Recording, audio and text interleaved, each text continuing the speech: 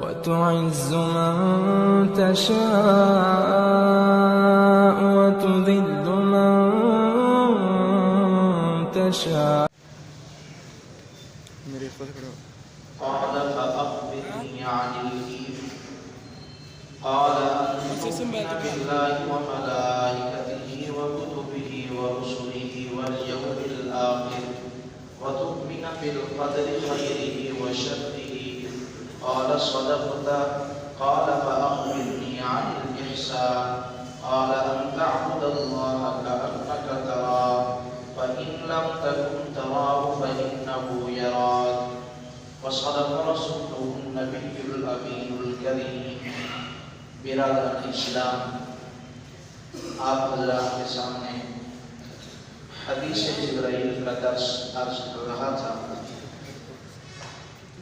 اس کے گزر چکے ہیں کہ حضرت سیدنا جبرائیل علیہ السلام اللہ کے نبی صلی اللہ علیہ وسلم کی بارگاہ میں تشریف لائے اور انہوں نے اپنے سوال آپ صلی اللہ علیہ وسلم کے سامنے رکھے. 2 سوال گزر چکے ہیں. تیسرا سوال حضرت سیدنا جبرائیل علیہ السلام کا یہ تھا کہ آقا ہمیں آپ ایمان کے بارے میں بتلائیں کہ ایمان کیا ہے. تو آپ صلی اللہ علیہ وسلم نے فرمایا کہ تؤمن باللہ، پہلے نمبر پر ایمان یہ ہے کہ تو اللہ پر ایمان لائے، وملائکتہ اور اس کے ملائکہ پر ایمان لائے. ملائکہ کی تعداد تو کسی کتاب میں نہیں، کسی حدیث میں ملائکہ کی تعداد بتلائی گئی کہ اللہ نے کتنے فرشتے پیدا کیے. بس مطلق ایمان رکھنا یہ فرض ہے، لازم ہے کہ اللہ کے جتنے بھی ملائکہ ہیں سب برحق ہیں. تیسرے نمبر پر فرمایا وکتبہ، اور اللہ کی نازل کردہ کتابیں، وہ 114 کی روایت بھی ہے، 104 کی روایت بھی ہے کہ 104 کتابیں اور ہزاروں صحیفے نازل ہوئے آسمان سے، تو ان پر ایمان رکھنا یہ بھی ضروری ہے.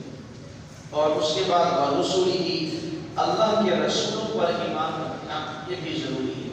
بعض علماء نے کہا ہے کہ یہ جو عام طور پہ جملہ کہا جاتا ہے کہ 1,24,000، تو اتنا کہنا کہ میں 1,24,000 پر نبیوں پر ایمان لایا یہ غلط ہے. ایسا نہیں کہنا چاہیے.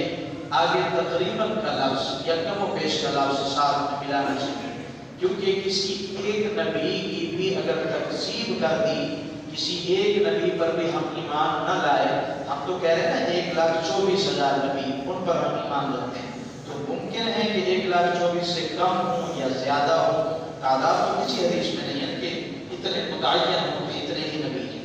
تو لہٰذا جب بھی یہ کہا کریں کہ 1,24,000 تو کم و بیش کا لفظ اس کے ساتھ ضرور ہونا چاہیے، تاکہ اگر گنتی میں اوپر نیچے ہو تو تمام نبیوں پر ہمارا ایمان لانا یہ بھی ضروری ہے. والیوم الآخر، اور آخرت کے دن پر ایمان رکھنا یہ بھی ایمان کے علامات میں سے ہے.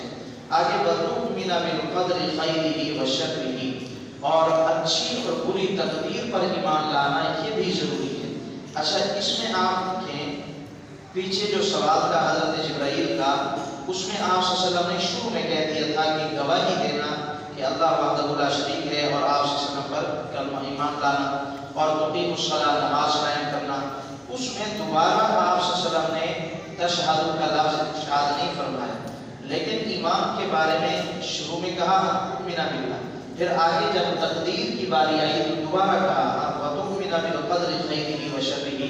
یہ اس لیے کہا کہ تقدیر کے منکر بہت ہیں، اور عام طور پہ ہر بندے کو، ہر مسلمان کو، عام مسلمان کو تقدیر سمجھ نہیں آتی. شیطان جب گمراہ کرنے پہ آتا ہے تو وہ ایک تیر یہ بھی چھوڑتا ہے کہ تقدیر کے بارے میں وہ کہتا ہے کہ دیکھو نماز پڑھنے کی ضرورت نہیں ہے. کیوں؟ اس لیے کہ تو اگر جنتی ہے تو تیرے لیے لکھ دیا گیا، تو اگر جہنمی ہے تو تقدیر میں تیرے لیے لکھ دیا گیا. وہ شیطان بندے کو دھوکے میں ڈالتا ہے.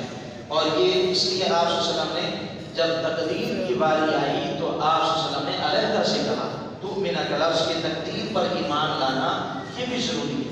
اچھی تقدیر بھی ہوتی ہے، بری تقدیر بھی ہوتی ہے، یہ اس پہ ایمان لانا ضروری ہے. اور آگے فرمایا قال صدقت، تو حضرت کہا کہ آقا نے سچ کہا. پھر فرمایا حضرت عمر فرماتے ہیں کہ قال اخبرنی عن الاحسان، اس نے سوال کیا حضرت جبرائیل نے کہ ہمیں احسان کے بارے میں بتائیں کہ احسان کیا ہے. تو آقا نے فرمایا کہ ان تعبد اللہ کأنک تراہ، کہ تو ایسی عبادت کر گویا کہ تو اللہ کو دیکھ رہا ہے. یہ ہوتا ہے مشاہدہ والی عبادت کہ ہم اللہ کو دیکھ رہے ہیں. اور یہ عبادت انبیاء کی ہوتی ہے. انبیاء جب عبادت کرتے ہیں تو ان کا عالم ایسا ہوتا ہے کہ وہ اللہ کو دیکھ رہے ہوتے ہیں. اور امتی کے لیے کیا ہے فَإِن لَمْ تَكُنْ تُرَاهُ فَإِنَّهُ يَرَاكَ، کہ تو اللہ کو نہیں دیکھ رہا، اللہ تجھے دیکھ رہے ہیں. امتی اگر اس مقام تک بھی پہنچ جائے نا کہ عبادت کرتے ہوئے اس کو یہ محسوس ہو کہ میرا اللہ مجھے دیکھ رہا ہے، تو یہ بھی کافی ہے. جو پہلا حصہ ہے کہ اسی عبادت کر کے تو اللہ کو دیکھ رہا ہے، یہ انبیاء کے لیے ہے کہ انبیاء جب عبادت کرتے ہیں تو وہ یوں کرتے ہیں کہ جیسے اللہ کو دیکھ رہے ہیں. یہی وجہ ہے کہ حضرت علی رضی اللہ تعالیٰ عنہ فرماتے تھے کہ جب میرا دل کرتا ہے کہ میں اللہ سے باتیں کروں تو میں اس وقت نماز شروع کر دیتا ہوں، اور جب میرا دل کرتا ہے کہ اللہ مجھ سے باتیں کرے تو میں قرآن کی تلاوت شروع کر دیتا ہوں. تو اس کے بعد آخری سوال حضرت جبرائیل کا تھا کہ قال فأخبرنی عن الساعة، کہ ہمیں قیامت کے بارے میں بتائیں. تو اس کے جواب میں آپ صلی اللہ علیہ وسلم نے کیا ارشاد فرمایا اور علامات قیامت جو بیان فرمائی ہیں اس حدیث میں، حدیث جبرائیل میں صرف 5-6 علامات قیامت بیان کی گئی. ویسے اگر کل ملا کے احادیث مبارکہ کی جو ہے ترتیب بخاری شریف سے ترمذی شریف سے اگر جمع کیے جائیں احادیث کو تو تقریباً 72 نشانیاں جو بڑی بڑی نشانیاں ہیں وہ بنتی ہیں. 72 نشانیاں جو آپ صلی اللہ علیہ وسلم نے بتلائی ہیں کل انشاءاللہ، وہ نشانیاں جو قیامت کی نشانیاں ہیں اس کے بارے میں حضرت جبرائیل کا سوال اور آپ صلی اللہ علیہ وسلم کا جواب انشاءاللہ عرض کروں گا. اللہ عمل کی توفیق دیتا ہوں. الحمدللہ. اعلم من السائل قال فأخبرني عن أماراتها قال أن تلد الأمة ربتها وأن ترى الحفاة العراة العالية رعاء الشاة يتطاولون في البنيان. قال ثم انطلق فلبثت مليا ثم قال لي يا عمر أتدري من السائل؟ قلت الله ورسوله أعلم. قال فإنه جبرائيل أتاكم يعلمكم دينكم. رواه مسلم. صدق رسوله النبي الكريم. برادران اسلام، حدیث جبرائیل کا آخری حصہ آپ حضرات کے سامنے تلاوت کیا گیا ہے. احادیث مبارکہ میں آپ حضرات سے عرض کر چکا ہوں کہ احادیث مبارکہ میں جس طرح قرآن سورۃ فاتحہ قرآن میں نازل ہے، اسی طرح حدیث جبرائیل احادیث میں ایک بہت بڑا مقام رکھتی ہے. اس کا آخری حصہ آپ کے سامنے تلاوت کیا گیا. اس میں حضرت جبرائیل علیہ السلام نے رسول اللہ صلی اللہ علیہ وسلم سے قیامت کے بارے میں سوال کیا کہ ہمیں بتائیے کہ قیامت کب آئے گی. تو آپ صلی اللہ علیہ وسلم اس کے جواب میں صرف اتنا کہہ دیتے کہ مجھے پتہ نہیں، تو یہ کافی تھا. لیکن آپ صلی اللہ علیہ وسلم نے ایسا نہیں فرمایا، بلکہ حدیث میں کیا ہے، آپ نے فرمایا مَل مَسْئُولُ عَنْهَا بِأَعْلَمَ مِنَ السَّائِلِ، کہ سوال کرنے والے سے زیادہ جواب دینے والا بھی نہیں جانتا. یعنی کسی کے ذہن میں یہ نہ آئے کہ جس طرح پیچھے سوال جبرائیل کرتے تھے اور بعد میں کہتے تھے صدق تھا، آپ نے سچ کہا. اور حضرت عمر کہتے ہیں کہ مجھے یوں لگتا تھا کہ جیسے حضرت جبرائیل پہلے سے جانتے ہوں. تو یہاں پہ اگر حضور کہہ دیتے نا کہ مجھے پتہ نہیں ہے، تو اس کے جواب میں کوئی سوچنے والا یہ سوچ سکتا تھا کہ حضرت جبرائیل کو قیامت کے بارے میں پتہ تھا. لیکن حضور نے یہ نہیں فرمایا. حضور نے فرمایا کہ جس طرح جبرائیل تمہیں قیامت کا پتہ نہیں، اس طرح مجھے بھی پتہ نہیں. یعنی حضرت جبرائیل کے بھی قیامت کے بارے میں خبر دینے کی نفی کر دی کہ کسی ملائکہ کو بھی پتہ نہیں ہے کہ قیامت کب واقع ہوگی، اور رسول اللہ صلی اللہ علیہ وسلم کو بھی پتہ نہیں تھا کہ قیامت کب واقع ہوگی. آپ نے فرمایا کہ میں نہیں جانتا. آگے فرمایا حضرت جبرائیل نے کہا فَأَخْبِرْنِي عَنْ أَمَارَاتِهَا، پھر ہمیں قیامت کی نشانیاں بتلائیں۔ تو اس میں ایک بات یاد رکھیں، ایک ہی حدیث کے اندر قیامت کی نشانیاں آپ صلی اللہ علیہ وسلم نے صرف 72 حضرت حذیفہ کو بتلائی ہیں۔ اس کے علاوہ آپ صلی اللہ علیہ وسلم نے اور بھی نشانیاں 72 نشانیوں کے علاوہ اور بھی بتلائی ہیں۔ تو اس میں علماء نے جواب دیا ہے کہ وجہ یہ ہوتی تھی کہ جب کوئی آدمی حضور سے پوچھتا تھا کہ آقا ہمیں قیامت کی نشانیاں بتلائیں، تو آپ صلی اللہ علیہ وسلم بندے کے حال کو اور مزاج کو اور ماحول کو دیکھ کر جواب دیتے تھے۔ جیسے ایک دیہات کے رہنے والا آدمی آیا، اس نے کہا کہ آقا ہمیں قیامت کی نشانیاں بتلائیں، تو آپ صلی اللہ علیہ وسلم نے اسے کہا کہ جب امانت کے اندر خیانت کرنے لگ جاؤ گے تو سمجھو قیامت آ گئی، اتنا فرمایا اس کو۔ حالانکہ اس کے علاوہ بھی نشانیاں تھیں، لیکن اس دیہاتی بندے کو صرف اتنا جواب دیا۔ اب علماء نے لکھا کیونکہ دیہاتوں میں اس وقت ایسا تھا کہ امانت کے اندر خیانت ہوتی تھی، تو رسول اللہ صلی اللہ علیہ وسلم نے اس کے مطابق اس کو جواب دیا۔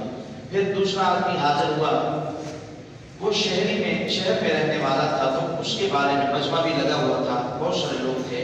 تو جب وہاں آپ صلی اللہ علیہ وسلم سے سوال کیا گیا کہ قیامت کی نشانیاں کیا ہیں، تو اس میں رسول اللہ صلی اللہ علیہ وسلم نے سب سے پہلے نشانی بیان فرمائی کہ جب نماز میں سستی کی جاتی ہے، اور اس وقت یہ کہا جا رہا ہے، جب صحابہ کہتے ہیں کہ اگر کوئی نماز سے رہ جاتا تھا تو ہم اس کو منافقین کی صف میں شمار کرتے تھے۔ یعنی نماز کا ایک بالکل ترک کر دینا، اور ایک ہے نماز سے رہ جانا، یعنی تنہا بعد میں پڑھنا۔ صحابہ کہتے ہیں جو بعد میں تنہا پڑھتے تھے ہم اس کو منافقین سمجھتے تھے کہ یہ منافق ہے کہ رسول اللہ صلی اللہ علیہ وسلم کے پیچھے سے نماز جماعت کے ساتھ نہیں پڑھی، اپنی اکیلی پڑھ رہا۔ تو اس وقت آپ صلی اللہ علیہ وسلم کہہ رہے ہیں کہ جب نماز میں سستی ہونے لگی، اور آج یہ سمجھنا کوئی مشکل نہیں ہے۔ ہم دیکھیں ہمارے گھروں میں ہمارے تاجر بھائی اور اس طرح ہمارے دیہات میں رہنے والے بھائی، شہروں میں رہنے والے ہر بندہ اپنے پڑوس میں دیکھ سکتا ہے کہ نماز جیسے فریضے میں کتنی سستی ہو رہی ہے۔ ہم اور کہیں نہ جائیں، اپنے بچوں میں دیکھیں کہ ہمارے بچے کتنی سستی کر رہے ہیں نماز میں۔ تو حضور صلی اللہ علیہ وسلم قیامت کی نشانیاں مختلف بتلاتے تھے، کسی کو کیا بتلاتے، کسی کو کیا بتلاتے۔ کل ملا کے علماء نے لکھا ہے کہ تقریباً 100 سے بھی زیادہ نشانیاں آپ صلی اللہ علیہ وسلم نے قیامت کی بتلائی ہیں۔ ایک حدیث ہے مسلم شریف کے اندر جس میں آپ صلی اللہ علیہ وسلم نے حضرت حذیفہ کو 72 نشانیاں گنوائی تھیں، اور اس کے علاوہ قرآن کے اندر کتنی نشانیوں کا، قیامت کی نشانیوں کا ذکر ہے، اس میں قرآن پاک میں 10 بڑی نشانیوں کا ذکر ہے۔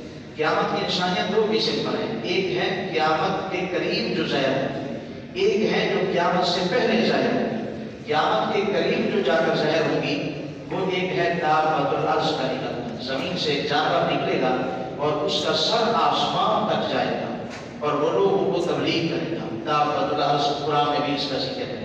وہ یہ قیامت کی بڑی 10 نشانیاں جو قرآن میں ہیں ان میں سے ایک یہ ہے۔ دوسرا دجال کا نکلنا، یہ بھی قیامت کے قریب جا کے ہوگا۔ تیسرے نمبر پہ یاجوج ماجوج کا آنا، یہ بھی قیامت کے قریب جا کے ہوگا۔ اس کے بعد اور باقی اس کے علاوہ چھوٹی نشانیاں بھی ہیں جو قیامت سے پہلے آئی ہیں۔ مثال کے طور پہ آپ صلی اللہ علیہ وسلم نے فرمایا میرا آنا یہ بھی قیامت کی نشانی میں سے ہے، اور میرا دنیا سے چلے جانا یہ بھی قیامت کی نشانی میں سے ہے۔ اور آپ نے فرمایا میں اور قیامت اس طرح آئے ہیں جس طرح یہ ہاتھ کی 2 انگلیاں ہیں، کہ جس طرح ان ہاتھ کی 2 انگلیوں کے درمیان کوئی تیسری چیز نہیں ہے، تو آپ نے فرمایا میرے اور قیامت کے درمیان میں کوئی تیسری چیز نہیں ہے، یعنی قیامت اتنا قریب آ چکی ہے۔ تو بہرحال اس حدیث میں، حدیث جبرائیل میں آپ صلی اللہ علیہ وسلم نے فرمایا پہلی نشانی یہ ہے کہ اَتَّلِدَ الْأَمَةُ رَبَّتَهَا، جب تو دیکھے کہ عورتیں اپنی مالکائیں چلنے لگ جائیں، یعنی یہ فرما دیتے نا آپ صلی اللہ علیہ وسلم کے اولاد نافرمان ہو جائیں، یہ تو مطلق تھا کہ اولاد عام طور پہ بیٹے نافرمان ہو ہی جایا کرتے ہیں، لیکن فرمایا بیٹیوں کے بارے میں کہ جب بیٹیاں بھی والدین کی ماں کی نافرمان ہو جائیں تو یہ بھی قیامت کی نشانی حدیث جبرائیل میں لکھی ہے۔ اور دوسری فرمایا اب ترا الحفاظ العراۃ العالى، فرمایا کہ جب تو دیکھے کہ چرواہا بکریاں چرانے والے لوگ بڑی بڑی عمارتیں بنانے لگ جائیں، یعنی عام آدمی بڑی بڑی عمارتیں بنانے لگ جائے، تو وہ بھی قیامت کی نشانیوں میں سے ہے۔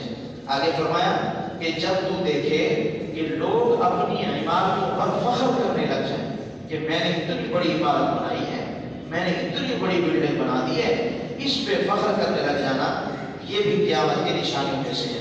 پھر آگے فرمایا حضرت یہاں تک اب 3 نشانیاں حدیث جبرائیل میں ہیں، باقی جو 72 نشانیاں ہیں وہ انشاءاللہ کل کے درس میں بھی کچھ عرض کروں گا۔ تو آخر میں حدیث جبرائیل یہاں میں ختم کر دیتا ہوں۔ حضرت عمر کو کچھ دن گزر گئے، وہ فرماتے ہیں کہ ہم سوچتے رہے کہ یہ بندہ کون تھا جو ہمارا نہ جانا نہ پہچانا حضور کے قریب آیا اور بالکل قریب بیٹھا، ہاتھ آپ صلی اللہ علیہ وسلم کے اوپر رکھ دیے اور پھر یہ سوال کرتا تھا، پھر تصدیق کرتا تھا، یہ کون تھا؟ پھر چلا گیا۔ صحابہ کہتے ہیں جب وہ دروازے سے غائب ہوا تو ہم اس کے پیچھے گئے، ہم نے کہا دیکھیں کون ہے، تو ہم نے دیکھا وہ غائب ہو گیا۔ پھر حضرت عمر فرماتے ہیں میں خاموش ہو گیا، میں نے سوال نہیں کیا آپ سے کہ یہ کون تھا۔ کچھ دن گزرنے کے بعد آپ صلی اللہ علیہ وسلم نے خود فرمایا عمر تجھے پتا تھا جو اس دن بندہ آیا تھا وہ کون تھا؟ حضرت عمر نے کہا کیا تھا؟ مجھے تو پتہ نہیں، میں تو خود پریشان ہوں کہ وہ بندہ کون تھا۔ تو اس میں آپ صلی اللہ علیہ وسلم نے فرمایا فَإِنَّهُ جِبْرَائِیلُ، کہ بے شک وہ جبرائیل تھا، أَتَاكُمْ يُعَلِّمُكُمْ دِينَكُمْ، وہ اللہ کی طرف سے بھیجا گیا تھا تمہیں تمہارا دین سکھلانے کے لیے، یعنی دین کے جو اہم معلومات تھے وہ حدیث جبرائیل میں گزر چکے ہیں۔ کل انشاءاللہ قیامت کی علامات میں مزید بھی بیان ہوگا اور اگلی حدیث بھی پڑھیں گے۔ الحمدللہ رب العالمین والعاقبۃ للمتقین والسلام علی المرسلین والحمدللہ رب العالمین۔ اے میرے اللہ